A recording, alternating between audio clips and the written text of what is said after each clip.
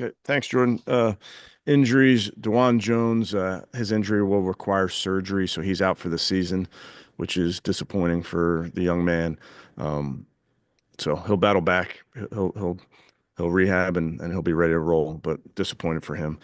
The game itself, obviously, like we talked about yesterday, the effort uh, for 60 minutes, all 60 minutes were required, and really pleased with how the guys fought and hung in there and endured and were resilient. And then you come away with a win versus a really good football team. So we're spending time today learning from that win, things that we can do better, and then we'll move on to Detroit here shortly. With that, I'll take any questions. All right, first question, we'll go to Mary Kay. Yeah, Kevin, can you give us any details? Does he have a torn ACL or what happened with DeWand? Yeah, I don't have all the specifics, Mary Kay, but it's a knee injury but disappointing. And can you, I mean, just how well was DeWand starting to come along, and how much were you guys really kind of counting on him to lock down that left tackle position this season?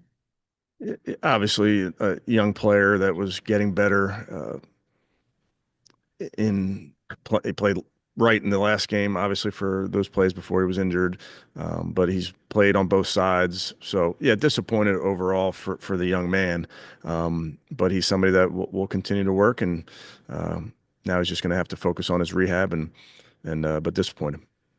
Thank you. All right, next go to Tony. Two quickies. Number one, what's the status of Conklin this week, Kevin? Yeah, we'll see. I'd say it's day to day, so we'll see how he's feeling as each day goes by, but he's progressing. My other question's about Huntington. He looks like such a weapon offensively. I'm wondering, could you enlarge his role beyond short yardage plays? Potentially, we with our players, we're always looking for guys that can do different things and have versatility. And he's playing good defense for us, Tony. He's making a contribution on special teams, and obviously he's making a contribution on offense as well. So with young players, you always want to bring them along, but we're always looking for guys that can give you versatility. Okay. All right, next we'll go to Scott. Hey, Kevin, with on that play that Dewan got hurt, did the guy go low? Like, is that supposed to be a penalty? We'll turn that in for their interpretation of that. You're not allowed to go low. Now, I don't believe that their player was intending to hurt our player. I know that's not the case, but we'll turn that into the league and find out what they say. And I know Jack's availability has a role in this, but how do you proceed going at tackle either way without Dewan? Just work with the guys we got and have a plan and get them ready. I mean, would it still be Cornelius and KT as the two top guys, you think? Yeah, all things that we have to work through. Thanks. All right, next go to Jeff. Hey, Kevin, Andre shared with us his story about his mom. My question is, how difficult is that for players to block things out like that? And how, as a head coach, can you help guys with those situations?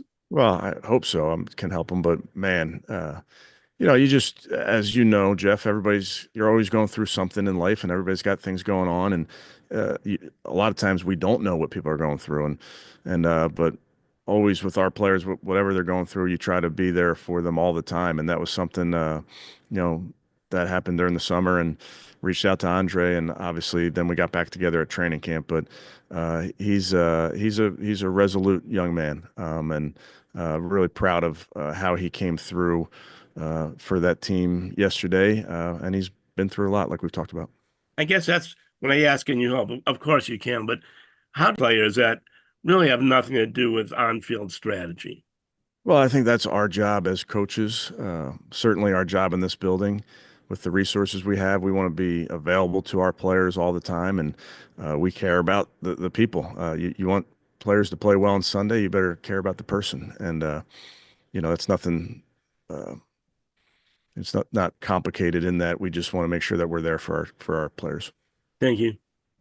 All right, next go to Ashley. Hey, Kevin, just thinking about the performance that you guys got from that D line yesterday, how key do you think it was that pressure was coming from so many guys, so many different plays? It wasn't like one person just necessarily dominating. Well, I think that's a testament to that group. Ashley, I think the talent from everybody out there, we feel like everybody can win. As you know, Myles Garrett gets a lot of attention, so there are opportunities for other guys to win when they do want to slide to him or bring a tight end to him or bring a running back to him. Myles can still win in those situations, as we've seen, but it does free other guys up to have that one-on-one matchup, or run a game with another player and win. So they all play together, but having a deep group there allows us also to stay fresh throughout those games. Miles was going to be my follow-up because, there's screen grabs and stuff going around of him having, three guys trying to block him back. It looks like at one point one of the tackles had an arm around his neck yesterday, and he still got home for that half a sack. Like, is there anything at this point for you as a coach that you see these opposing offenses do to Miles that surprises you in any way? No, I wouldn't say surprise, Ashley. It's every team goes into playing us and says we have to have a plan for number 95. And like we talked about, it can be sliding to him all the time. It can be making sure there's a tight end over there or running back. That is their prerogative what they want to do. I guess the point is he plays through all that, and we use him in a variety of ways, and then the impact that it has on the other players. It's why he's the defensive player of the year just for perpetuity, in my opinion. All right, next we go to Joe.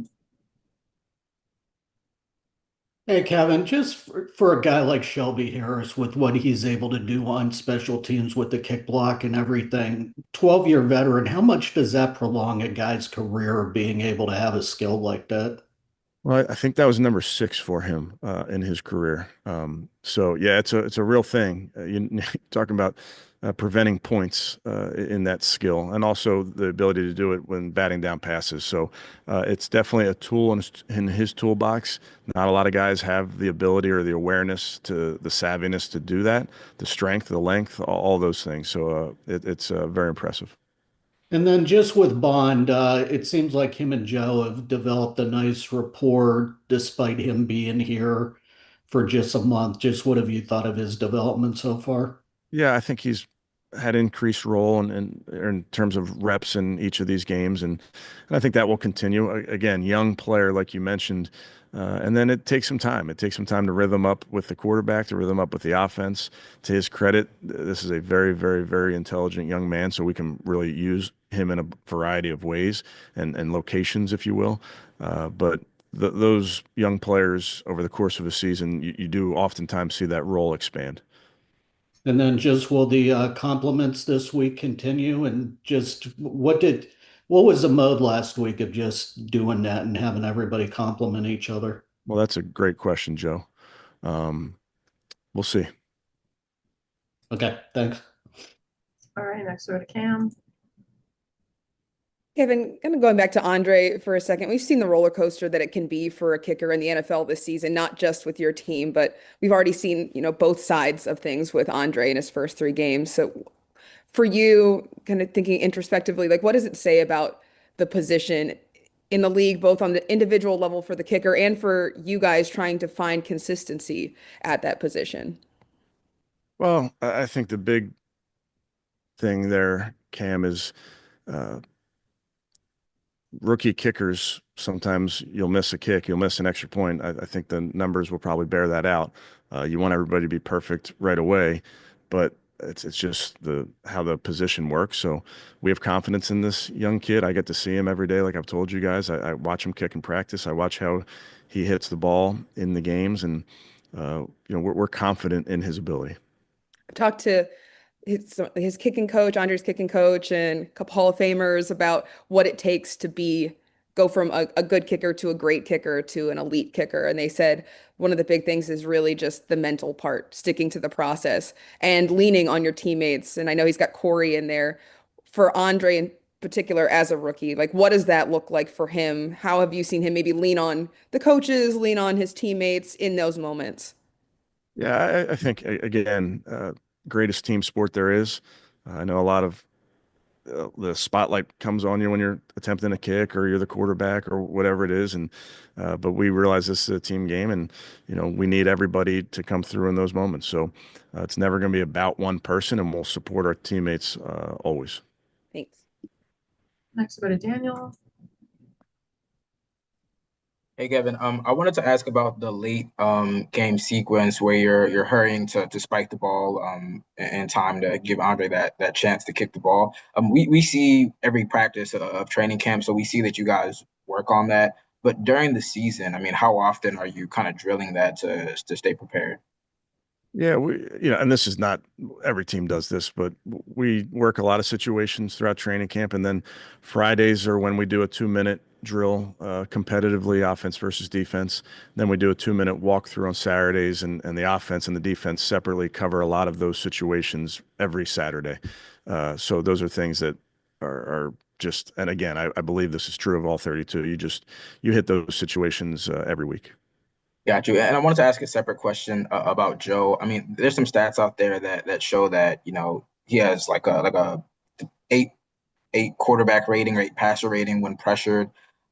We know, and you said it yourself, it's not just on Joe, but what more can you do, especially for someone who's, not, is fleet of foot, doesn't have, elite mobility, to try to make things easier for him and give him those clean pockets?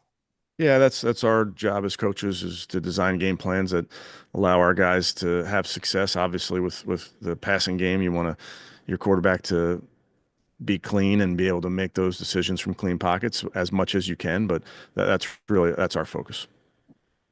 Thank you. All right, we'll do a few more. First, we'll go back to Mary Kay. Yeah, Kevin, just wondering what gives you confidence that Joe and this passing offense can kind of get on track and get rolling here as you move forward? Yeah, we just have to stay on top of it, Mary Kay. And I think you see throughout the course of a season, units, offense, defense, special teams, units can improve throughout the season. I think there's things that we are doing better now than we were doing in week 1. I think there's still things that we can improve upon, and that's our focus. All right, next we'll go to Tony. 2 quick ones again. Going back to that spike play, do you credit the center for getting them together, or was it the quarterback who got them together so quickly? Well, as we teach it, Tony, the first part is the player with the ball getting down immediately and then standing up and handing the ball to the center, not throwing it. The center is allowed to then look to the side judge where the ball is spotted. He can spot the ball. You have to then make room, let the umpire touch the ball, and then be set for 1 count. And you have to be in a legal formation. The receiver's on the ball. Every player has to be facing forward. So those are all the things that we work on. But you see it around the league. The centers nowadays do a great job of, they spot the ball. They look to the sideline and spot the ball in that play. Yeah. And yesterday's game reminded me so much of your win against the 49ers 2 years ago. They came in undefeated, 6th week of the season. Purdy was going crazy and your defense stopped him.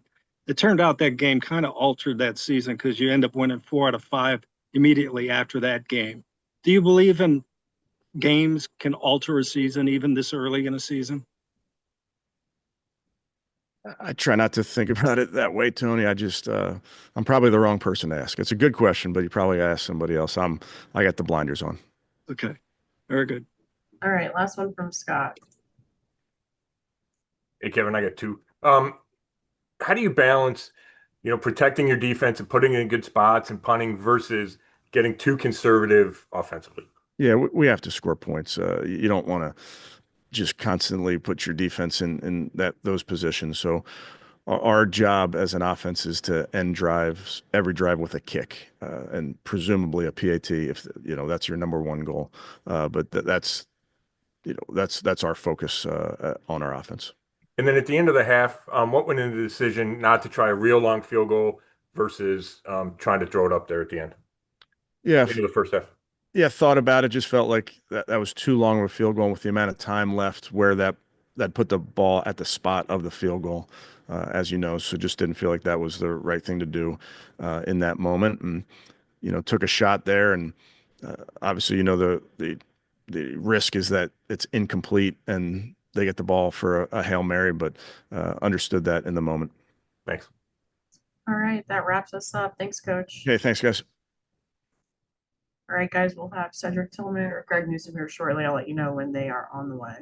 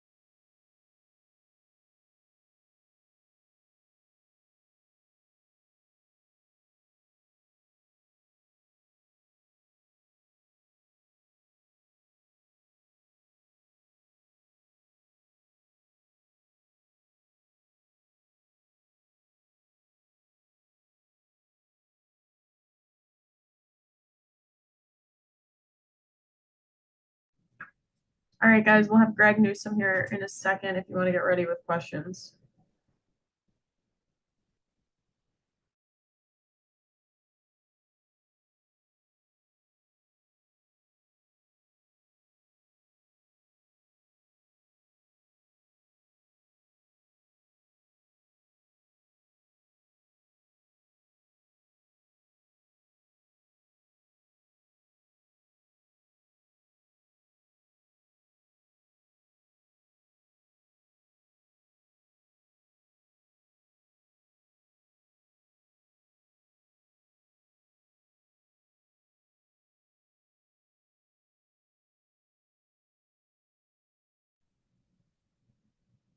All right, guys, we have Greg here. If you want to raise your hands with questions, we will call on you. It looks like Scott has the first question. Scott, if you're there. I am here. How's it going, Greg? Doing good, doing good. My voice is gone. Uh-oh. Hey, we talked so much about interceptions and getting takeaways. What was going through your head when you saw Grant finally get that one that set you up for the tying touchdown? Yeah, my first thing was, where did he come from? Like, that's why I was like, where did you come from? But now it was super cool. I turned around, seen him on the ground with the ball, and it was just good for us being able to flip momentum. And he came through when we needed him the most. And on that blocked field goal, first of all, what did you see? And did you think you were going to have a scoop and score? I did. Before the play, Malik and Rocket and all them was like, hey, bro, when we block this, go score. I was like, I got you. So I knew he was going to block it, but the ball I forgot, Coach said the ball is a certain shape. Forgot it's some weird shape. And it took a bad bounce on me. I thought I was going to score, but I just wanted Dre to win it for us. So I helped him out there a little bit. Gotcha. Thanks. All right, next we'll go to Ashley. Yeah, Greg, I was gonna ask, like, as that play is transpiring, what was your view? Because in real time, like, there was almost some confusion. I think people initially thought Denzel had kind of dove in there and blocked it before everyone realized it was Shelby. So what did you see? Yeah, I'd seen first I just seen the pocket just collapse. I think our field goal block the entire game, like we could have blocked like 3 kicks. Just the pressure that they're generating inside is unbelievable. Ward actually got a piece of it too. He tipped it a little bit off his finger. And then when I seen the ball get hit, I was just trying to do my best to get to it. And then just, I mean, all game, it felt like watching the D line that those guys were creating pressure from every which way. And even like no matter what the Packers were doing to Miles, what was that like for you guys to see in the secondary for the whole afternoon? I love it. Makes my job a lot easier. So, those guys up front has been doing a amazing job this season. The ability to just rush 4, it's a hard thing to do in the NFL. A lot of teams can't just do that. So for our guys, Malik, Aiden got in there, Mason, obviously Miles, Zay, everybody, Alex. We have an elite D-line group. All right, next we'll go to Cam.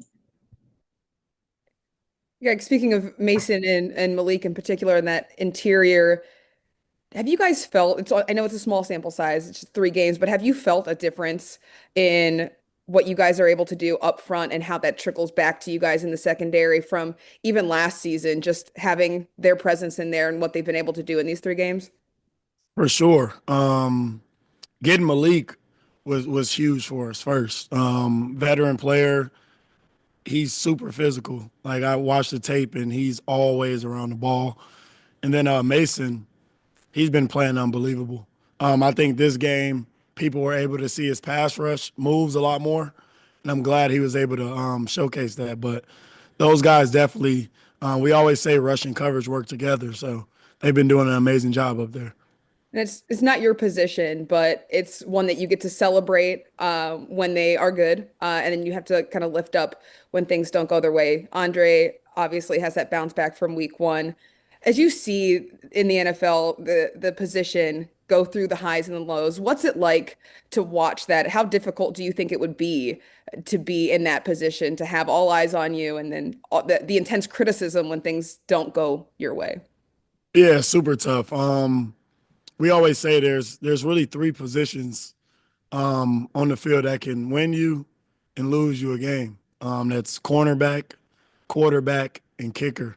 So all the eyes are on you, especially out there at kicker. But for him to bounce back like the way he did, just shows the type of character he has, shows the mindset that he has. And as soon as we got him in field position, right away, I was on the bench. I say, yeah, it's ball game. I already knew he was going to come.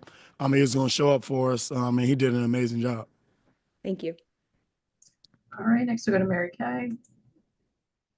Yeah, Greg, so did you lose your voice just in the aftermath of like on the field, or did it carry over even into the locker room? Is this common for you to lose your voice? And does this just speak to how exciting, how fun that game was for you and all the fans in attendance? No, yeah, I lose my voice every single game. Like I'm always out there screaming, celebrating, yelling, but definitely just screaming after the game didn't help. And then in the locker room, just screaming all none of that helps. But yeah, I tend to talk a lot during the game, so I lose it every game. And what does a victory like this say about you guys as a football team?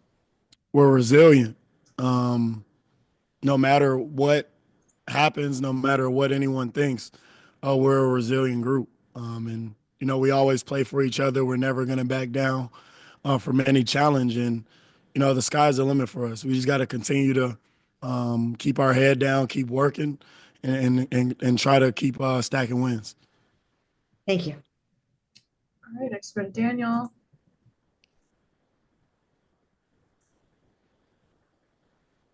Can't hear you, Daniel. No. Can you hear me? Yeah, now we can. Now we can. Okay, there we go. Last week we heard about these takeaway drills that you guys do early in practice. I was wondering, like, for the DBs, for the cornerbacks, what does that look like for you guys? And I know sometimes you need to just get like a lucky bounce or whatever in the game. But how do you think that translate over to game days? Yeah, we do a lot of like second man in. Normally at corner, we're normally the second man in on tackles, just finding ways to punch at the ball. I think Ward had a few great punches in the game. We do a lot of obviously catching the football when it comes our way. Just continue to keep doing the same things each week because eventually there will be some in the air. We got to find a way to come down with those. So I think B. Lynch does a great job with just allowing us to just work everything, whether it's tackling, punching, tracking the deep ball, a lot of that stuff. Appreciate it. All right, we'll go back to Ashley. Yeah, Greg, I mean, I know we've asked you about the interception, but I mean, for you guys as DBs, just the fact that this ended the streak of like 7 games without an interception, it ended the streak of 4 games without a takeaway. Like, how satisfying is that part of it that's not active anymore, I guess? Oh, it's amazing. And like I said, they come in bunches. So, you just got to try to get that first one. Grant got that first one for us. And I think they'll start coming in bunches. I think the football guys are on our side right now. All right, we'll go back to Mary Kay. Yeah, Greg, 2 questions real quick, if you don't mind. The first one is, I know this is the other side of the ball, but you guys are family. So, how do you feel about the news that DeWand is out for the season with a knee injury that will require surgery? Yeah, that's tough. I actually just found out. Definitely got to reach out to him, but definitely a loss for us, a big loss for us. A guy that's been working his tail off. You obviously never think any of that's gonna happen. You don't prepare for anything like that, but we'll definitely be with him the entire time through his recovery process. I'm just trying to keep his spirits up. And then my second question is, I saw even Pat McAfee tweet today, the Browns are not, I think it was ASS, family Zoom here, So my question is, do you feel like a victory over the Packers uh, gave you guys some street credibility a little bit, and people can maybe now see that this is a little different than people thought it might be? I think it gave viewers we already know what we have. Like we're dominant. Like as it like we know that. That's what we pride ourselves on. So we don't really look for outside reassurance. Like we know what we got. So like I said, people just got to continue to tune in and watch. We're gonna find a way to win this week. We're gonna work hard this week, and we're gonna keep stacking them. And people will join the bandwagon soon. Thank you.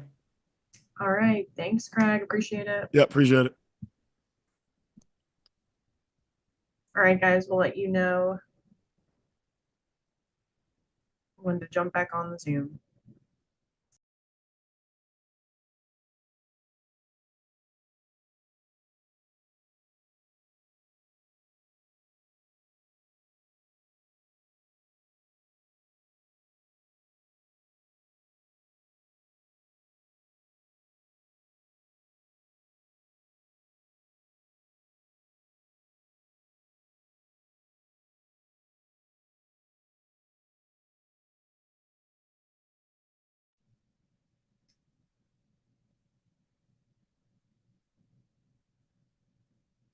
All right, guys, we have Ethan Pocic here. If you have questions, please raise your hand. All right. What's up, y'all? All right, looks like Mary Kay. Yes, Ethan, we did just find out this morning, or just a little bit ago, actually, that DeWand is out for the season with season-ending knee injury. So just wondering, I know you're probably pretty close to him, and just what are your thoughts and reactions to that? Yeah, just praying for him, praying that he'll have a smooth recovery and that mentally and physically, but mentally that he's okay. And it's just tough to end up on IR, and you just hate to see it. And how hard did he work to come back strong this year? I mean, he lost a bunch of weight. He was coming off the broken leg. I mean, it seemed like he was really ready to kind of get back out there and be everything you guys needed him to be. Yeah, he was trying hard, working hard. He was in here a lot, so it's just one of those unfortunate situations. It's a rough game, rough business, and it's just part of it. So, it's how you respond to those situations. Thank you. Next, we'll go to Cam. Ethan, I feel like last time we talked, it was about the depth piece and the next man up mentality. So now, with DeWand out for the season, no, KT and Cornelius got in there. What have you seen from those guys as they stay ready to be ready for their number to be called, and how'd they do against the Packers? Yeah, they did great. KT's like super strong. So he's like really good run blocker, and then he's a young player, so he's got a lot of room to grow. Like, yeah, he did great, and I think like he has a lot of potential is what I'm trying to say. And I'm really looking forward to seeing him play. And then Cornelius Lucas, he's a vet. He's sharp. He knows what he's doing. He did a great job out there for us. So, next man up mentality, we feel, we really like our room.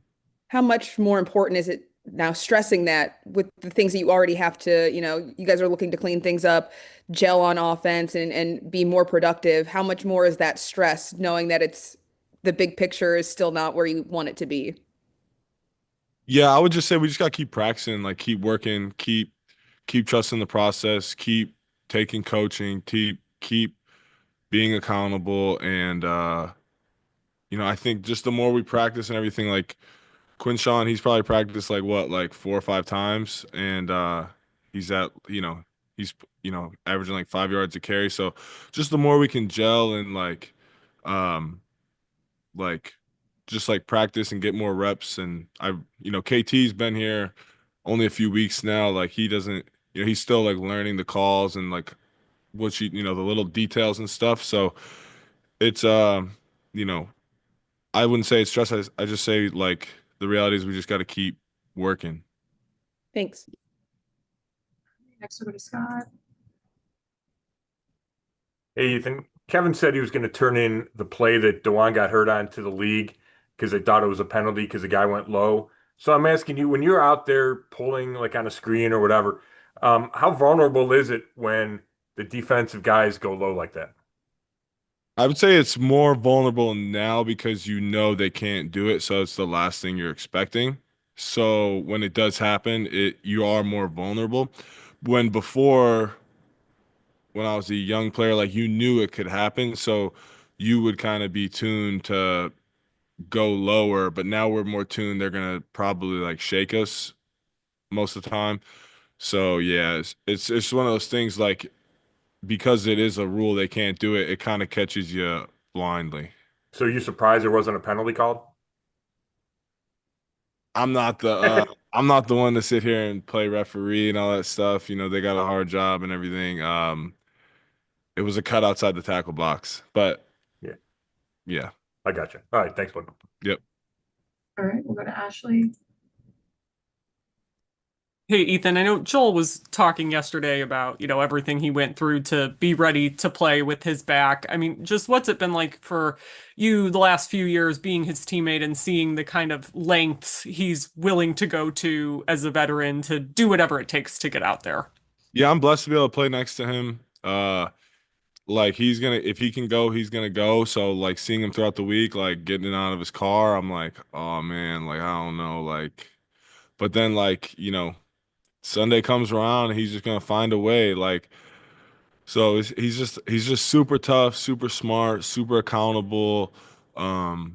Just a good person, like great person, great football player, and I believe all that stuff makes him so well rounded. Thanks. All right, Mary Kay, you have another question? All right, I'm muting you.